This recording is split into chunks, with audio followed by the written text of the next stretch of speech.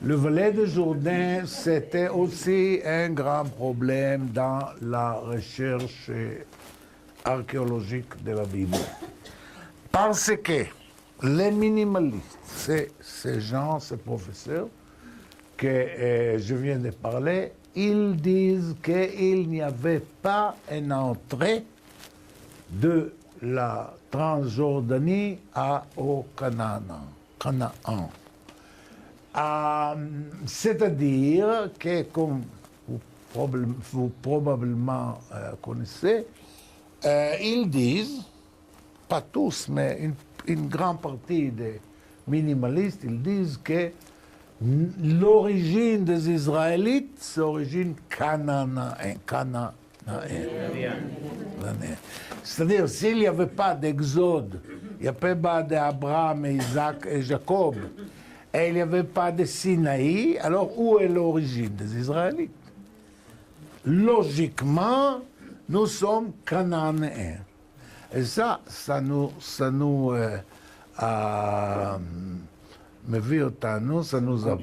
conduit à cette discours de messieurs Abou Mazen et tout ça, qui sont cananéens, et eux sont des cananéens, mais pas d'Israël. De toute façon, là est le territoire où on peut voir si il était un mouvement des tribus israéliennes de Transjordanie à l'ouest du Jourdain, c'est ici la vallée du Jourdain, c'est à peu près 70 km d'ici, de Beth Shean à la mer Morte. Et c'était jamais surveillé archéologiquement. C'était inconnu. Fouillez l'Arpor, OK.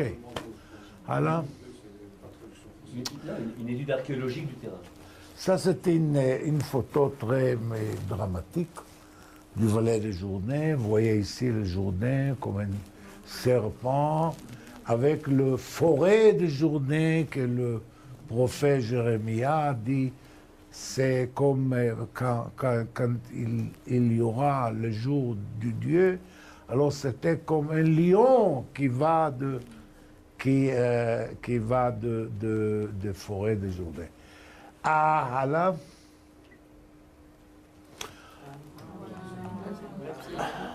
oui, ça vous pouvez voir ici le premier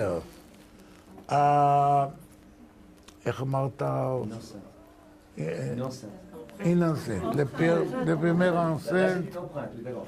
De toute façon, ça c'était pris par le service aérien israélien 1986, c'est-à-dire avant que nous sommes arrivés ici.